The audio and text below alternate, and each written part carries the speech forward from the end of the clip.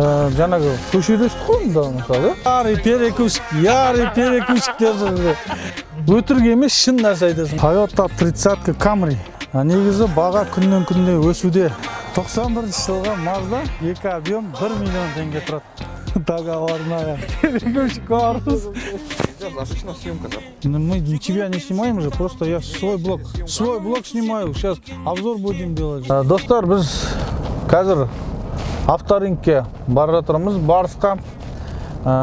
Мен автокөліктерді сатып алу бойынша және оларды жасатып, мына жерде Жібек жолы базарының жанынан өтіп бара жатырмыз. Осы Жібек жолы базарынан қаншама көліктерді запчастарын алып жасатқанмын. Жанында S-толар бар мысалы. Мен мысалы өзім тоже жаңағы көшеде өстік қой мында мысалы. Жаңағы немелерге барып, разный мектепте жүргенде де мысалы талпа төбелеске барып мысалы. Солай келіп өстік, сол жерден бастап характер бізде қалыптаса бастады, дұрыс па мысалы. Там досың үшін тұрып беру мысалы, арақ іштесе мен мысалы бірақ өзім арақта ішкен жоқпын, темекі де тартқан жоқпын сол кезден бастап, мектеп кезден бастап. Қанша мысалы класстастар жиналып алып, немене сен бұлатмайсың ба, молда болып кеттің ба, андай-мындай деген сөздер болды. Мысалы класстастар өздері біледі ғой мысалы. Бірақ та мен айтатын, өздеріңе больше қалады ғой, шеберіңдер, короче. И осылай жүретін мысалы, ішпеймін, тартпаймын. Кейбір достарым болды мысалы, өздері көрсе мысалы мойындайтын да шығар. Олар сол ортаға там беріліп, ладно іше салам, ладно тарта салам, орта қабылдаса болды деген сияқты жүрді. Орта қабылдаса. А мен маған зачем өз мнением бар мысалы. Арақтан ішпесем де темекі тартпасам да, дискотекаға барсақ барып, қыдырып мысалы, билесек билеп, солай қайтатынбыз мысалы. Сол кезде мен барып онымен төбелесіп бұрын ба? 2006 ма сонда? Иә, сондай. Мен онымен төбелесіп, короче, сендер жабылып маған. Сол кезде мен айттым, шакалдар қырғыздың көрсіңдер ма, неме? Сен айтқансыңдар, біз қазақпыз. Былай айтады, біз қараймыз оны, анау мынау деп. Немесе сатып? Мен оған Jeep Cherokee. Сатқан жоқпыз, айырбастаған. Сондықтан әр кезде де қандай қазір жастар өсіп келе жатыр ғой мысалы, мектепте мысалы, ортаның влияниясына түспеу керек те. Орта саған мықты әсер етеді, олар мықты әсер етеді. Өйткені өз өмірің бар мысалы. Сол мысалы ортада жүрген адамдар мысалы, қазір қайда мысалы? Блатной болып бірінші атаман болып жүргендер мысалы, кейбіреу түрмеде тұр, кейбіреудің өмірлері қалай болып жатыр мысалы. Ол оған байланысты емес те негізі. Қазір жастарға айтатын жаңағы мектеп жасынан, қазір мысалы студент болған кезде де мысалы, сіз қандай орта қалайсыз, сол ортаны бәрі табасыз. Мысалы өйткені бандиттің ортасына кіргің келсе, бандиттің ортасында жүресің. Спортсмендердің ортасында жүргің келсе, спортсмендердің ортасына кіресің. Сол кезде мысалы ешқашанда ортаның немесіне, әсеріне берілмеу керек те. Студент болған кезде де мен Сапарбеков Дәулет деген болды, қазір осы Алматыда, қазір күрестен әлі қазақша күрестен немене. Соның жанында жүрдік, қазақша күреске қатыстым. Тілек, Асыл, сол Дәулет, Ақылбек деген болды сокурсниктерім.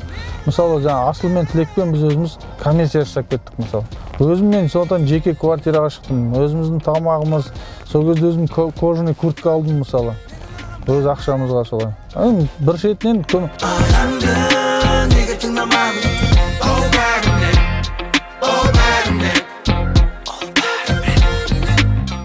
Міне достар, қазір біз авторингке жақындап кіріп келе жатырмыз. Бұл авторингте де көптеген адамдармен танысқан болатынмын. Және де көптеген автокөліктерді осы жерден сатқан болатын, айырбастаған болатын. Соның бір қызықты история десем болады, сол есіме түсіп отыр достар. Әкем бар, жанымда бауырым бар, үшеуміз где-то бір 4-5 машинаны шығарып тұрғанбыз. Алматыға ең бірінші келген кездерім болатын. Сол кезде Елдар деген бір бауырымыз келді, қалтасында ақшасы да жоқ, Ұзынағашта тұрады негізі. Содан кейін менің бір Mazda универсал автокөлігімді ұнатты ол. Содан сол айтады да маған, мына көлік ұнап тұр, бірақ мен қалтамда ақшам жоқ, егер рассрочкаға берсең, осыны мен тез-тез жауып тастаймын, осы көлікті маған беріңізші деп. Қарасам, түріне қарасам, жақсы жігіт, ешқандай арам ой жоқ. Содан кейін әкем бәрі қарсы болып, сен бірінші көрген балаға неге бергелі жатсың десе, айтат, акшам калтамда жок, бирок жүрүңүз. Немнеге барайык, Узун Агачка. Үйгө барсак, әке-шешем бәрін көресиз.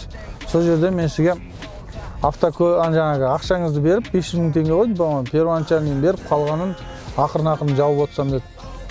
Өзү охранник Чыңбулакта охранада иштейт экен, коттедждерди охранить этет экен. Содан жарайт деп, мен автокөлүктү отургузуп айдаттым, бирге карай Узун Агачка карай кеттик, үйүнө бардык.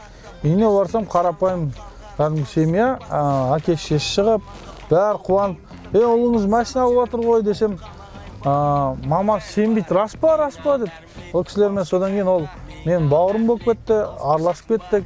Чыңбулакта жанагы коттедждерине барып жүрдүк, охранить этип жүргөн. Сөйтсек ол коттедждер қазір өзіміздің Арманжан Байтасов ағамыз келген. Сол сияқты достар, негізі егер қолыңыздан адамға көмектесу келіп тұрса, көмектесетін болсаңыз, ол сізге сол адамнан қайтпаса да бірнеше есе болып қайтатынын мен өмірде өз тәжірибемнен көрдім достар. Ералы бауырымызбен де біз қалай мысалы араласып кеттік. Кифо бизнес скулды аштық, зарплатасыз 5-6 ай жұмыс істеді, жанында жүрді. Сондықтан ана жолы міне енді әкесіне машина алып берді. Міне достар, авторынкқа кірдік біз. Негізі мына қазір автокөліктер тұрған жердің барлығы мына жерде қымбат автокөліктер сатылатын. Осы сетке сол қымбат автокөліктер сататын сет болатын. Мынау администрациясы. Авторынктың администрациясы. Мына жердің барлығы көлікке толып тұратын. Кәдімгідей суббота, воскресенье болған кезде, сенбі, жексенбі болған кезде достар, кәдімгідей бұл жер адам толып, қаншама ақша, осы жерде жаңағы бизнестің қайнап жататын жері болатын. Давайте. Почему? Обычно съемка. Мы тебя не снимаем же, просто я свой блог снимаю. Сейчас обзор будем делать же на машину. Ну ты сразу вот так не надо сразу, я говорю, аккуратно снимайте эту и все. Так, номер какой? Да, тебя не снимем. 13-й год. 2000 теңге төлейсіздер достар осылай. Содан кейін барып базарға кіресіздер, жаңағы айтқаным бойынша. Одан кейін машинаның жудырту бар. Осындай, ана жерде кребесті еще 200 теңге төлеу бар. Оны көрсетіп ұмыт кеттіз. Міне мынандай адамдар тұрады. Одан кейін қазір әдетіңіз бар. Біз барлығын сіздерге авторынкте қалай өтетінен өзіміздің тәжірибе бойынша осылай көрсететін боламыз достар. Негізі мына жақ сетке қымбатына көліктер тұрады. Мен негізі достар осы авторынк базарында отырған кезде армандап отыратын. Неге мағамда осындай базар ашып қоймасқа, осылай адамдардың барлығы келеді. Сол кезде мен көліктерін көп сатушы едім деп. Сол арманыма міне қазір жетіп жатырмын достар. Хайландерлерді қатар үйіпті, Toyota Хайландерлер сататын. Сол кездегі перекупщиктер достар қазір әлі сол мысал қарасаңыздар 4-5 машина солай жүр негізі. Ал енді мен уже өздеріңіз көріп отырғандай бізде қазір стоянкада 50-60 машина тұрады. Міне, ярый перекупщиктер жүрді. Қалай жағда, айтып отырма, перекупщиктер 5-6 машина жүреді деген. Сол Россия орызы ба? Тоже блог бастайын депсің ба? Ярый перекупщиктер болған, маған бір хаммер сатқан болатын. Соның бір алтын сағатымен достар. Чодам! Жаңағы айтқан сөзім мысалы, неге істеп кеткен нәрсе қалай жақсы, я? Өтірік емес, шын нәрсе айтасың ғой. Так, мынаны қай жерге қойсақ екен, мынаның жанына қойып қойық, отдельно кіреберісіне былай.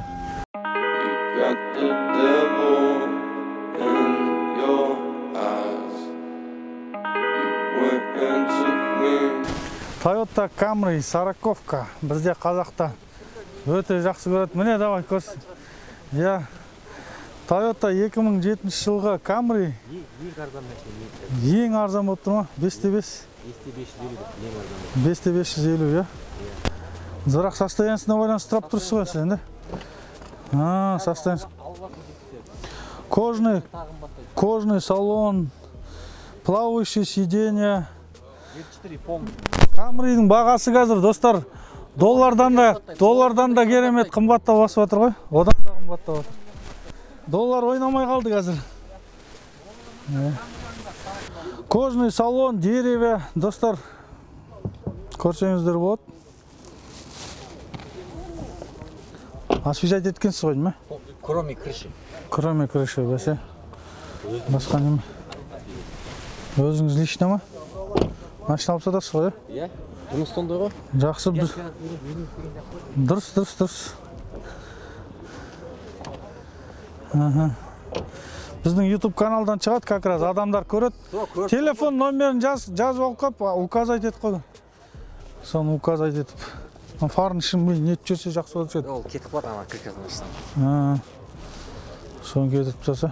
Зың-зың ғой, зың-зың.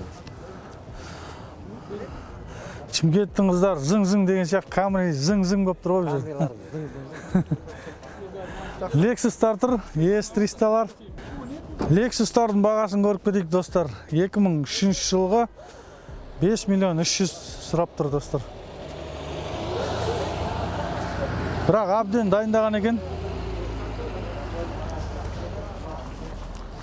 Салафан кигізіп. Әне, достар, перекупщиктеріне жиналып, осылай әңгіме айтып отырады машина туралы, көрдіңіздер ма? Көбінесе содан кейін байқағандай, достар, басқа ұлт өкілдері жатпайды, тұрмайды, еңбек етеді. Біздің қазақтардың да қолынан келеді ғой, енді біздің шамамыз келгенше YouTube-ға бұрын осылай қазақтар аз болатын, бізде енді өзіміз мүмкіндігімізше қолға алып жатырмыз, достар.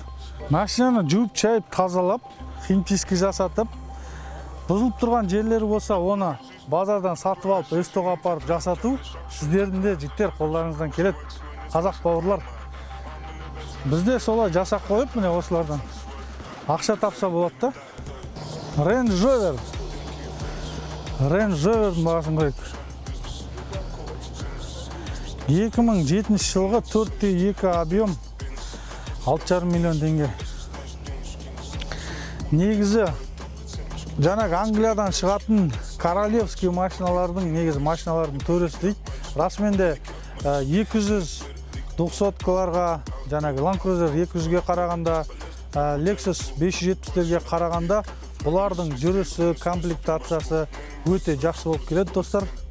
Алдынан көрсетіп, объемы да, бірақ бұлардың осы модельге шекті комплектацияларында пневма бар, содан кейін пневмалары біздің климатқа аса келмейді, жолдарға келмейді, сондықтан да обслуживаниясы, қызмет көрсетуі, достар, өте қымбат болып келеді, және де запчастары да біраз қымбатта болып келеді бұл машиналардың.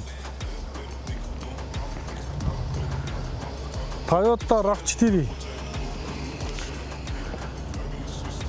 Toyota RAV4 көлігі 2006 жылғы 2 объем, европеец. Бағасы қанша? 6,6. 6 миллион 600 сұрап тұр, достар. 2006 жылғы 4.7 Toyota Jazz көлігі. Негізі хит болған джиптардың ішінде көліктер. Өйткені, достар, Бен Ладен айтқан екен, автомат, Калашников, содан кейін Toyota Land Cruiser ешқашан жолда қалдырмайтын көлік деп айтқан екен. Расмен де солай. Қанша бағасы? 20. 2013 жылға. 2007, 4.8, 6-дан 3 дейді.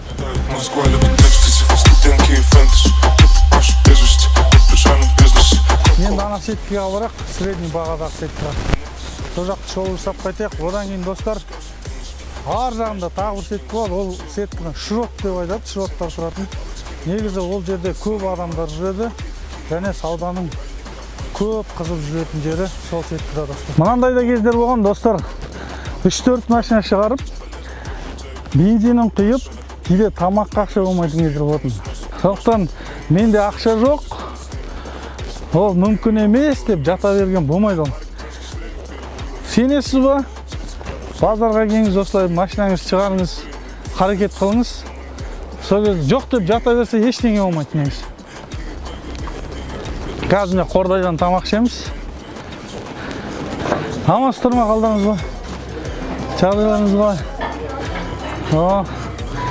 Салам алейкум.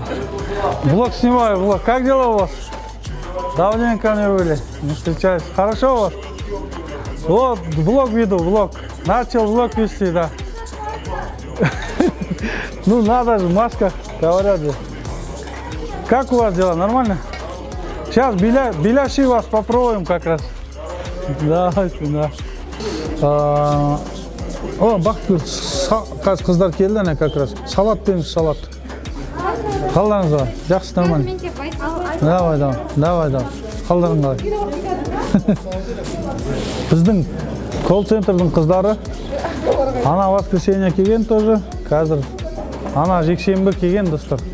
Қазақша айтып отырмын. Қазір міне осы жол келіп жатыр. Компанияға берілген уже бір талай уақыт істеп келе жатқан адамдар. Негізі командада басшысына байланысты жиналады дейді ғой адамдар. Негізі қарапайым, расында да жақсы адамдар жиналған менің жаныма.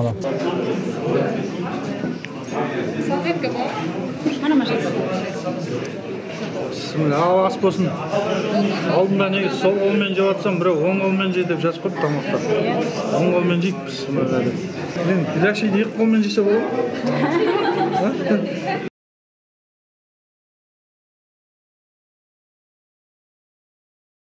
Так, кеттік онда. Обзорды бастайық. 2007-2008 шек, 2010-ға шекті көліктер мына 2008 дизель екен. 10 миллион теңге сұрап тұр. Мендегі 200 бензин. Менде 10 миллион теңге сұрап тұрмын. Бірақ 2010 жылғы менікі. Өте сұранысқа ие Hyundai акцент көлігінің бағасын көрейік. Міне тұрған 2014 механика 3,5 миллион.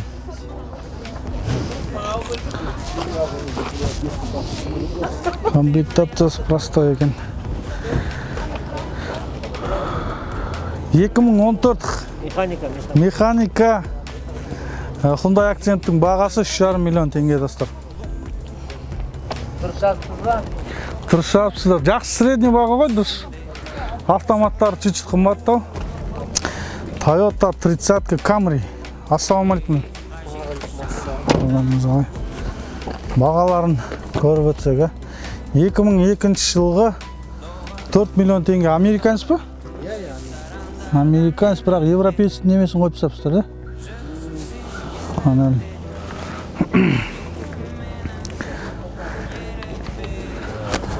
2002 жылғы Toyota 30 Camry'дің бағасы американец 4 миллион теңге, достар. Мына Toyota'ны көрейік. Жағдайын жақсылап дайындап қойыпты базарға. 2002 жылғы 4,5 миллион теңге. 2-4 объеммен. Велюр салон. Бірақ базарға дайындаған екен. Көрдіңіздер ғой, достар.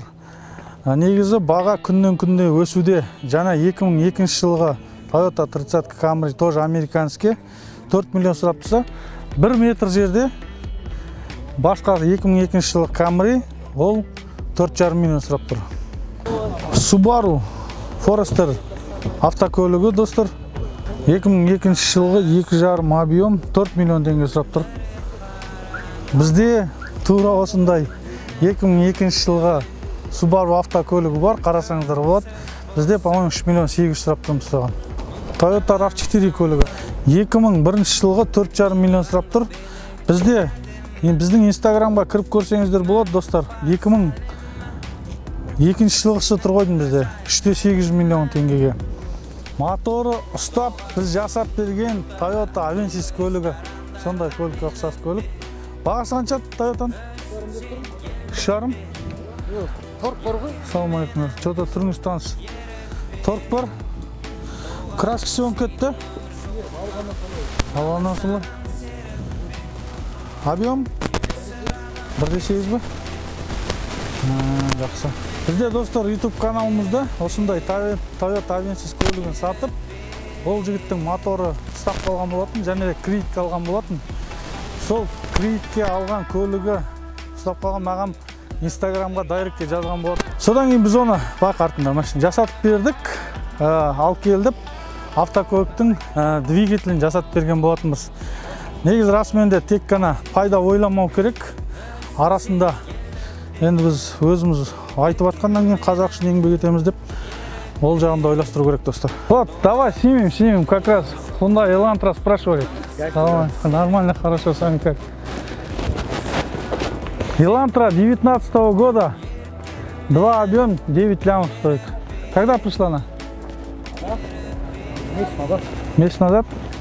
Утиль все оплатили? Все. Полностью. Машина в порядке, да? Вот как раз на спрос. Год тоже свежий. К нам можешь поставить? Да? На стоянку. Если сегодня не продам, зайду к вам. Давай, приезжай, я считаю. Да. Вот уже нас. Бізді біліп атыр, достар уже. Негізі тәжірибе деген, тәжірибе жақсы ғой, достар.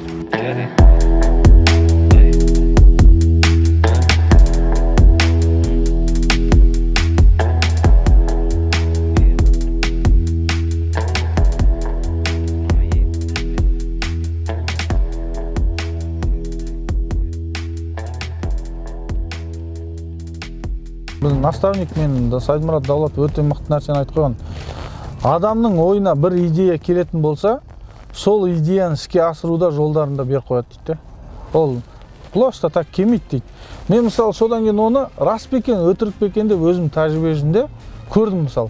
Мен ойладым, бір цель қойдым, мынандай істеймін деп. Мысалы Kifo Tulpar'ды ашам дедім, үлкен автосалон болам дедім.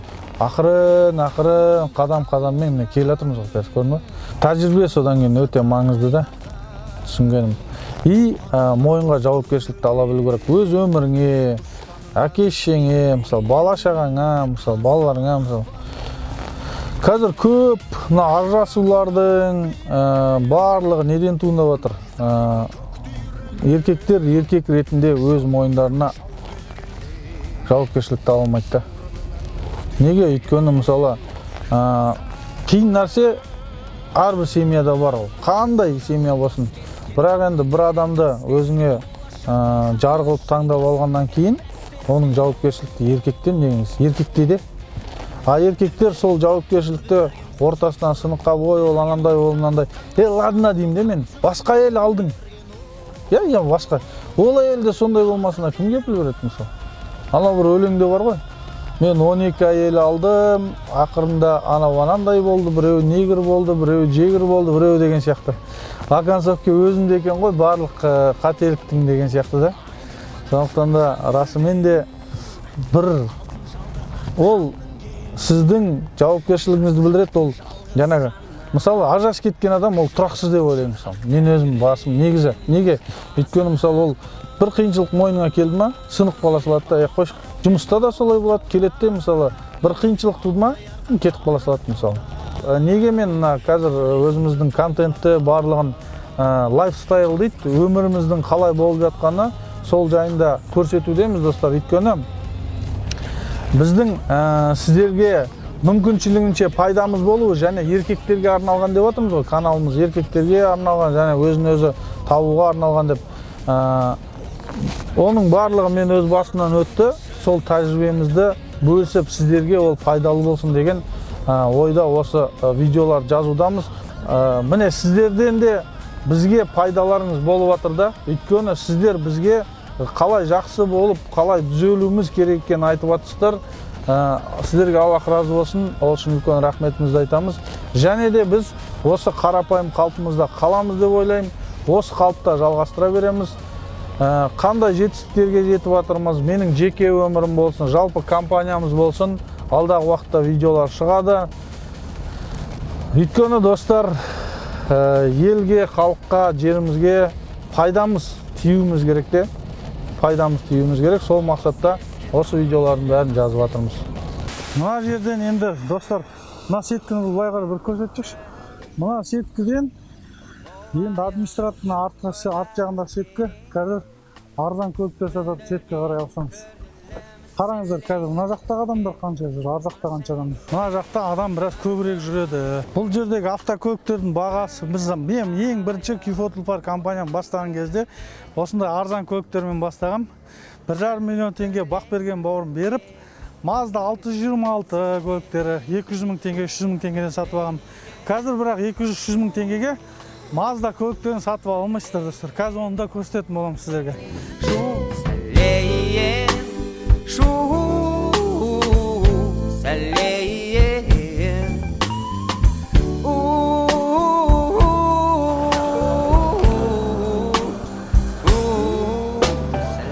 Ал достар, 91 жылғы Mazda 2 объем 1 миллион теңге тұрады.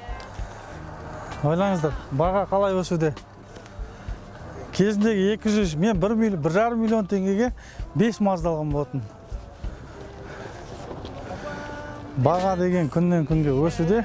Deo Nexia'ның бағасын көрсетейік. 2010 жылғы Nexia 1,5 объем 1 миллион 400 теңге сұрап тұр.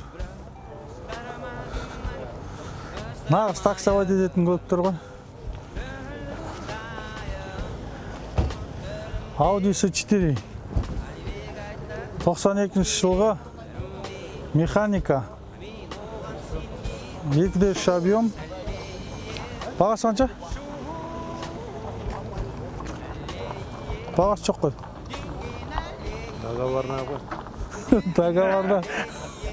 Договорная бағасы. Примерно қазір айтамыз бұның бағасын.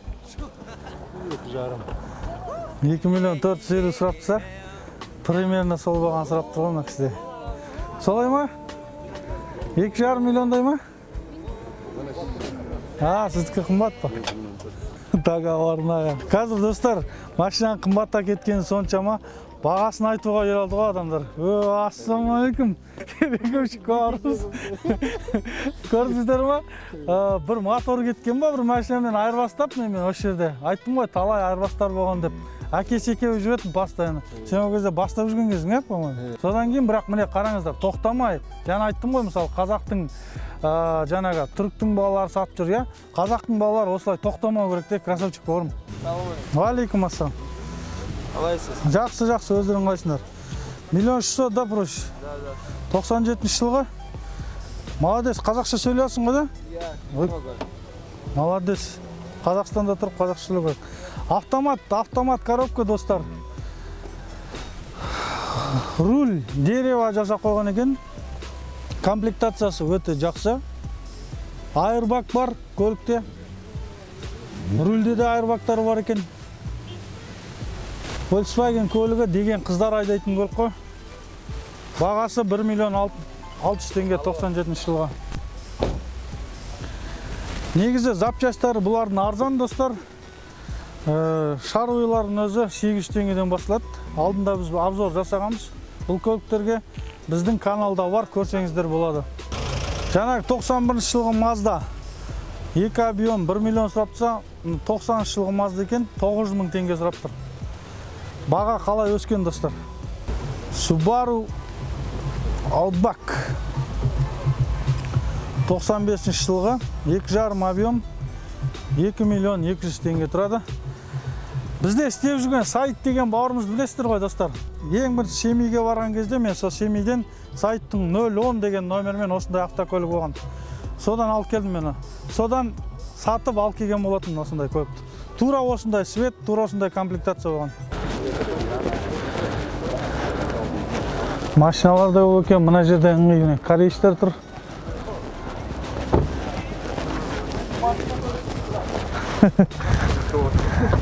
Салам алейкум.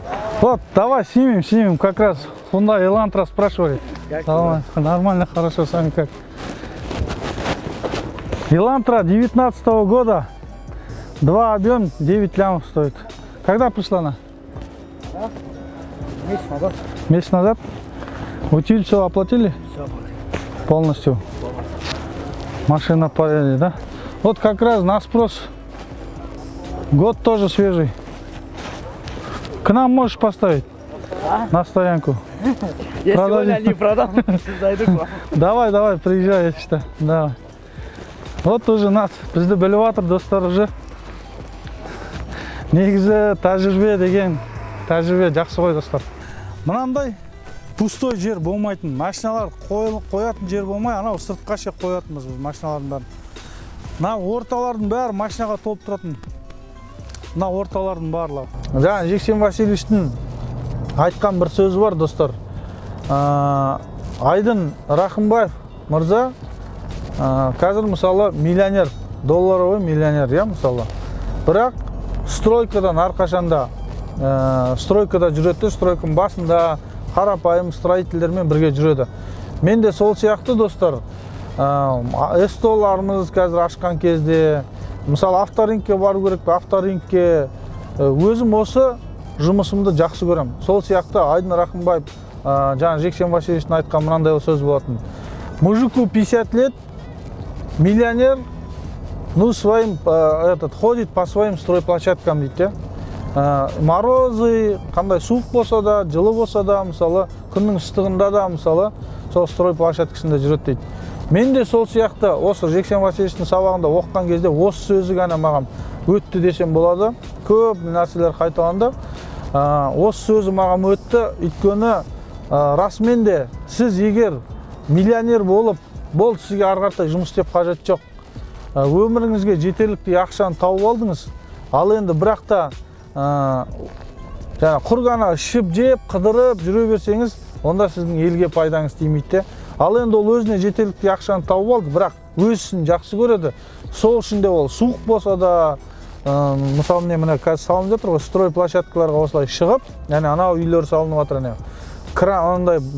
Крандардың жанында жүріп, жұмысшылармен бірге тамақ ішіп, соның барлығын бірге істеп жетті достар. Сол сияқты мен де өзімнің командамның жанында барып автокөліктер сатып алып келу керек пе? Жоқ, мен ақша тауып алдым, мен компанияның бастығымын деп жатпаймын. Осылай міне шығып бірге барып автокөліктерді сатып алып, адамдармен қарым-қатынас жасап, оның өйткені барлығы маған ұнайды достар. Осы процестің барлығы ұнайды. Автокөліктер жалпы ұнайды, мысалы Toyota'дан қазір Land Cruiser 200 көлігімен келе жатырмыз. Жалпы маған негізі джиптар ұнайды. Алдағы уақытта біз өзіміздің компанияда джиптар алу керек, Алла бұйыртса джиптар алып, одан кейін оны еще өзіміздің брендпен, Kifo тұлпармен, логомен барлығын жасайтын боламыз. Ол процесстерді алдағы уақытта көрсететін боламыз достар. Біздің YouTube канал жалпы біздің күнделікті істеп жүрген жұмыстарымыз, тәжірибелеріміз, алып жатқан, оқып жатқан білімдеріміз солармен бөлісу туралы болады достар. Ал ағайын, бүгінгі жексенбілік күніміз автокөлік базары барыста өтті. Автокөліктердің бағасының барлығына талдау жасауға тырыстық. Бағалар күннен күнге өсуде. Оны біз сіздерге салыстырмалы түрде Маздалардың бағаларынан, Hyundai'лардың бағаларынан көрсеттік. Алдағы уақытта қандай бізден түсірілімдер күтесіздер, комментке жазып бөлісіп, өз ойларыңызбен бөлісіп отырыңыздар. Біз әрбір сіздердің айтқан ақылдарыңызды, ойларыңызды тыңдаймыз. Соның арқасында мен қазақшамда дұрысталып келе жатыр. Және достар, каналға тіркеліп, достарыңызбен бөлісіп, алдағы уақытта қандай бізден шолулар, түсірілімдер күтесіздер, ойларыңызды жазып отырыңыздар достар. Үйге қайтам, сағындым мен, береке толы үй үшін.